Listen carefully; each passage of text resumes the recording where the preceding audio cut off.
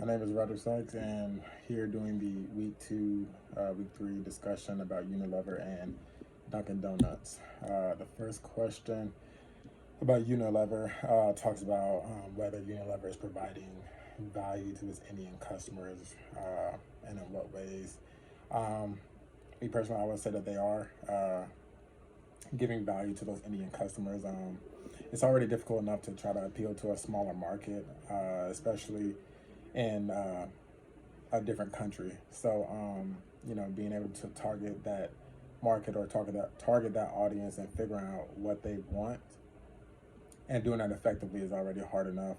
One example that the case study said that Unilever did was using sachet packets and putting the Dove stuff in the sachet packets and giving them out in smaller doses, smaller daily size doses.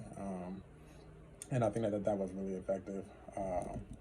The second question talks about the competition that Unilever has with Procter and Gamble, and in what ways they can differentiate from their competitors. Three things come to mind. That's just globalization, price, and demand. Every company is trying to expand to different countries. Obviously, that gives them more business as well.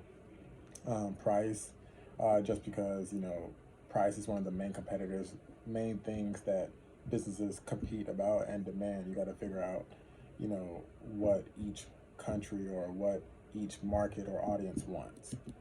The third question talks about the principles used to determine if a product is good for a BOPM market. And are there products that should not be offered to BOPM consumers? Um, I think that when you use this, you have to look at the well-being of that market or that BOPM market, and also the societal environment, um, and also affordability. What can that BOPM market afford? And one example that just came to mind off the top of my head was, a typical Lamborghini car. You're not going to put a Lamborghini car on sale in a BOPM market, because that BOPM market cannot afford that. So it's important to know who your market is, so you can know what products go to that specific market. The last question with Unilever talks about, is it ethical for marketers to try to make money off people who are at a lower level? Um, I don't think it is. I just think that it's important for them to understand that market. But I don't think that it's okay if companies start taking advantage of lower markets. And I think that you see that a lot with monopolies in today. Um, and again, just like I stated in the previous question, you have to understand that there are different products for different markets. You can't market a cheap product to a high class market, and you can't market a high expensive product to a low end market. It just doesn't make sense. Going to the next case, the Dunkin' Donuts case.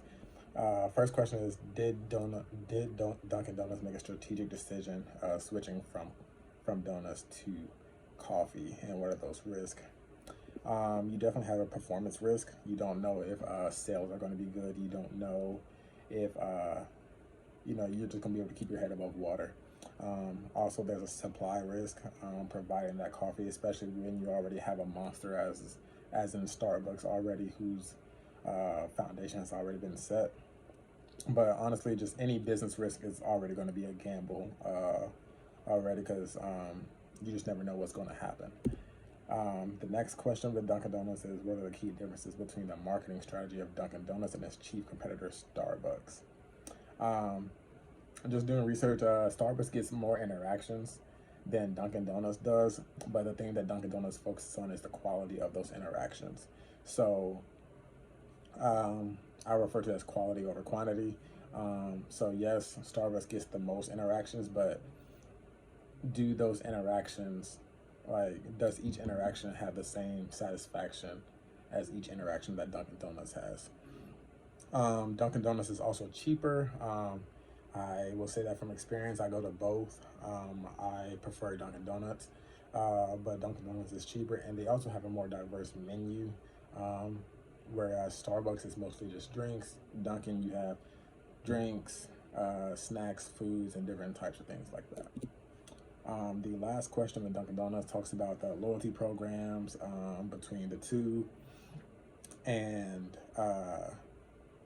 which of these do you presently see in play at Dunkin' Donuts? Is there more that Dunkin' Donuts could do to increase their customer loyalty? One thing that I looked at with this is local customers and local businesses. How do they stay afloat? And it brought me back to the quality of those interactions. So having a quality experience each time you go to a Dunkin' Donuts is what can help bridge the gap between Dunkin' and Starbucks.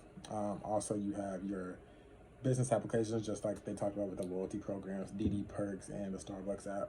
But also sales and discounts will help as well as being active on social media. We're in a day and age where technology has kind of taken over, so being active on social media is a huge thing for businesses.